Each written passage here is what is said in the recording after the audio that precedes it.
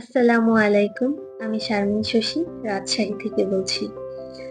কাছে এবং দূরে যে যেখানেই আছেন, আশা করি সবাই ভালো আছেন।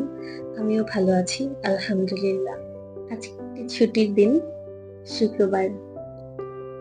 ছুটির দিনগুলো আমার একটু দেরি করেই শুরু হয়। কারণ ভাবি যে একটু ঘুমিয়ে নিই সকালবেলা। কিন্তু আজকের দিনটা সম্পূর্ণ উল্টো ছিল।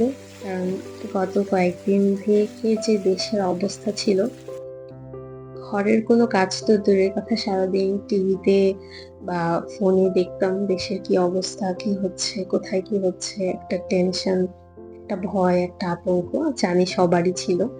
এবং আমরা জানি বিগত কয়েকদিন আমরা কেউই বাংলাদেশে শান্তিতে ঘুমাতে পারিনি। আশা করি আমাদের ভবিষ্যতের যে সুন্দর বাংলাদেশ হতে যাচ্ছে, সেখানে আমরা সবাই সুন্দরভাবে বাঁচতে পারবো এবং আমাদের দেশটা একটা সুন্দর পথে এগিয়ে যাবে ইনশাআল্লাহ। তো সেই দিক থেকেই দেশটা যেহেতু পরিষ্কার এবং সুন্দর হয়ে গিয়েছে, আমারও আজকের প্ল্যান ছিল আমি বাসাটা একটা ডিপ ক্লিনিং করব। এজন্য সকাল সকাল ঘুম থেকে উঠে একটা ভারী খাবার রেডি করে নিয়েছি, যাতে সারাক্ষণ কাজ করতে পারবো পুরো এনার্জিতে। কারণ আমার দুপুরে রান্না করে খাওয়া-দাওয়া করতে বেশ দেরি হয়ে যাবে। আর আ যে দিনগুলোতে আমরা আসলে কাজ করি, শুক্রবার, শনিবার ছুটির দিনগুলোতে আমাদের দুজনেরই প্ল্যান থাকে যে আমরা দুজন একসাথে কাজ করব। কারণ যদি আমরা আয়েশ করি, দুজন একসাথে করব। যদি কাজ করি, দুজন একসাথেই করতে হবে। একজন বসে থাকবে, একজন কাজ করবে, তা তো হয় না। এবং এদিক থেকে আমার হাসব্যান্ড আলহামদুলিল্লাহ যথেষ্ট সাপোর্টিভ এবং সে সব কাজে আমাকে হেল্প করে। তো এইজন্য আমাদের কাজ ভাগ করে নেওয়া হয়েছে। কাজ করবে হচ্ছে যত ঘরে ইলেকট্রনিক্স জিনিসগুলো আছে সেগুলো পরিষ্কার করবে এবং আমি ঘরের টুকিটাকি যেসব পরিষ্কার করতে হয় আমরা সবাই জানি সেগুলো করে নেব। তো সকালে খাওয়া-দাওয়া শেষেই তো আমার বেড সাইড টেবিলটা অনেকদিন হলো গুছানো হয় না। তো আমার বেড সাইড টেবিলগুলোতে আ আসলে আমি একটু আ এসব যেগুলো শুকনো জিনিসপত্র আছে, টিস্যু বক্স বা টিস্যু এবং মেডিসিন, আমার সবসময় যে কাজে লাগে হেডফোন, এগুলোই আমি রেখে থাকি। আ জায়গা বেশ ভালো। বেডসাইডটা বেশ বড়। এজন্য আসলে আমার প্রতিদিনের কাজের যা লাগে তার বাইরেও আমি এক্সট্রা কিছু রাখতে পারি। তো আসলে দরকারি জিনিসও রাখতে হয়, শৌখিন জিনিসও রাখতে হয়। আ তবে শৌখিন জিনিসের চাইতে দরকারি জিনিসগুলোই আসলে আমাদের কাছে হাতের নাগালে রাখাটা বেশি দরকার। এই তো আমি বেশি মেকআপ ইউজ করি না। তারপরেও মেয়েদের যা লাগে টুকিটাকি কিছু বিউটি ব্লেন্ডার, আ এগুলো আমি ভিজিয়ে রাখবো সারাদিন একটু শ্যাম্পু দিয়ে। উম আর এই তো আমার হাসব্যান্ড কাজ করছে। একটু জোরে করতালি তার জন্য। সে একটু কাজ করছে। আমি তো বাহবা দিচ্ছিলাম, "বাহ! তুমি তো অনেক ভালো কাজ করতে পারো।" আসলে তা না। সে সবসময় আমাকে সাহায্য করে থাকে। আর এই যে দেখুন, এসিটা কিন্তু আমাদের মাসে একবার হলেও ক্লিন করে নেওয়াটা খুবই জরুরি। আমি ১ মাস আগে পরিষ্কার করেছি, তার মধ্যে দেখুন কি অবস্থা।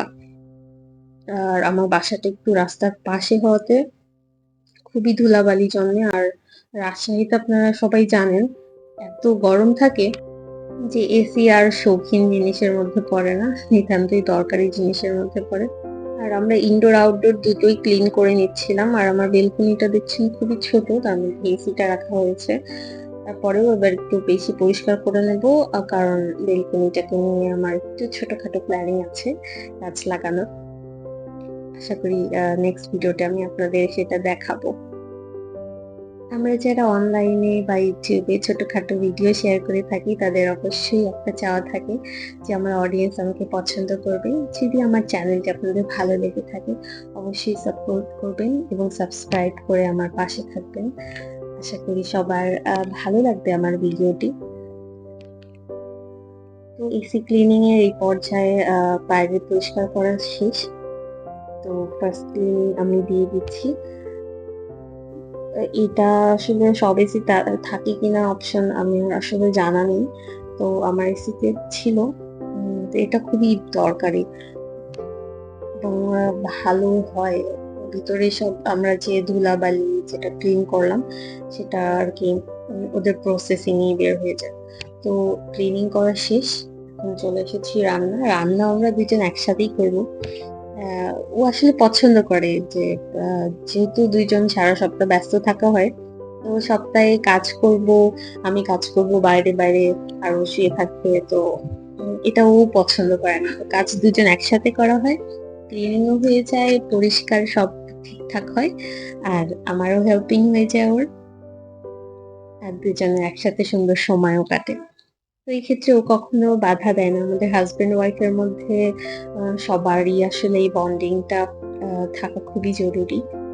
আমি জানি সবারই হাজবেন্ড তাকে সব ওয়াইফদেরকে হেল্প করে থাকে। আলহামদুলিল্লাহ, আমাদের জন্য সবাই দোয়া করবেন যেন আহ, ভালো থাকি, এবং আপনারা সবাই ভালো থাকেন।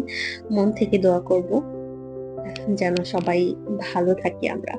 নতুন বাংলাদেশের সাথে সাথে আমাদের প্রত্যেকটা পরিবার যেন ভালো থাকে, আমরা সুন্দরভাবে জীবনযাপন করতে থাকি। এবং এর সাথে আসলে বলা বাহুল্য, আমাদের এই দেশটাকে এই পর্যায়ে আনার জন্য যে ভাইয়েরা শহীদ হয়েছে, যে মায়েদের বুক খালি হয়েছে, এটা আসলে আমি ভাবতেই পারি না। আমার এখনো ভাবলে অনেক খারাপ লাগে।